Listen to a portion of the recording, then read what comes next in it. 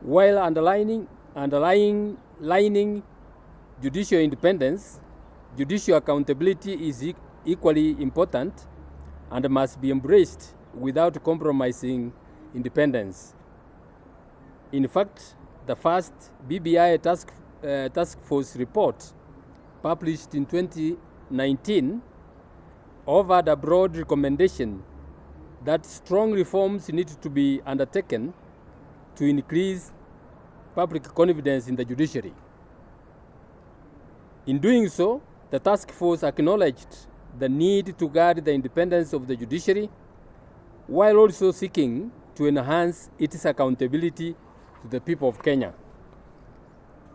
The BBI Steering Committee, in its final report, has made far-reaching recommendations regarding the creation of the Judiciary Ombudsman, who shall be appointed by the President with the approval of the Senate. Several concerns arise from this proposal. The Constitution vests in the Judicial Service Commission, an independent commission, the responsibility of ensuring the independence and accountability of the judiciary. The result of the BBI proposal is a direct conflict and a duplication of roles between the Ombudsman and the Judicial Service Commission.